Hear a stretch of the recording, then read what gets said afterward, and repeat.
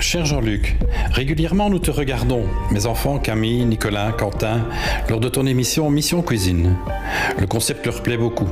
En discutant avec eux, j'ai bien senti qu'un de leurs désirs serait de pouvoir s'essayer eux aussi à cet art. Je pense qu'ils seraient heureux d'être encadrés par toi pour la réalisation d'une recette. Pour eux, une aventure hors du commun.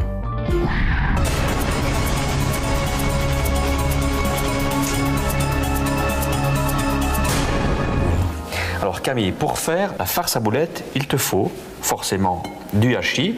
Ici en l'occurrence, on a pris du hachis porc et bœuf. C'est un mélange. Il nous faut ensuite des œufs, des oignons émincés, de la chapelure et du persil haché. On va commencer par les oignons. On en va mettre un petit peu. Normalement, on met un oignon entier. Ouais. D'accord. Voilà. Et maintenant, pour 1 kg de viande, il nous faut 2 œufs entiers.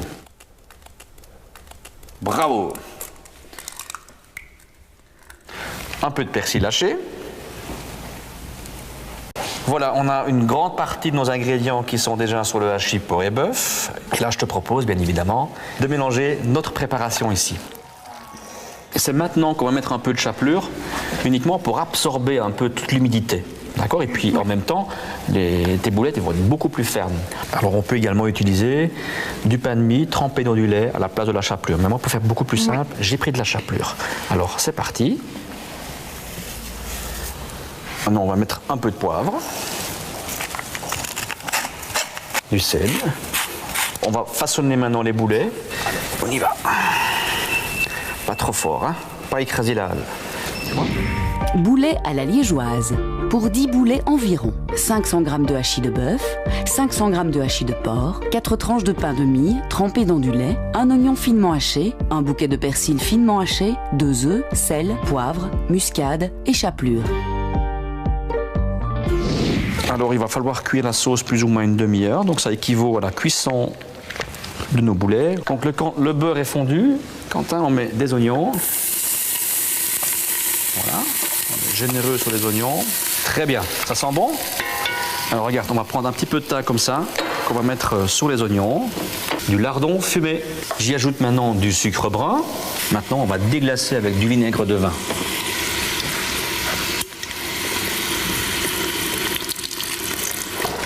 Et là, on va y mettre ma petite particularité de la bière brune, bière de table. À la place du bouillon, c'est bien meilleur. C'est le moment d'introduire nos différentes herbes aromatiques et aromates. Moi, je commence avec 3-4 feuilles de laurier, un tout petit peu de clou de girofle, je dirais 3-4 aussi, un peu de marjolaine, frais, ou alors séché, c'est comme on veut. Moi, j'ai trouvé du frais.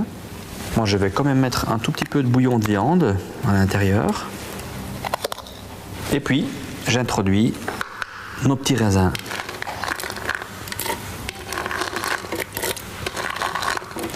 On augmente un tout petit peu la température pour porter à ébullition. Quentin, regarde, tu vois, maintenant ça bout. C'est le moment d'introduire 4 cuillères à soupe de sirop de liège.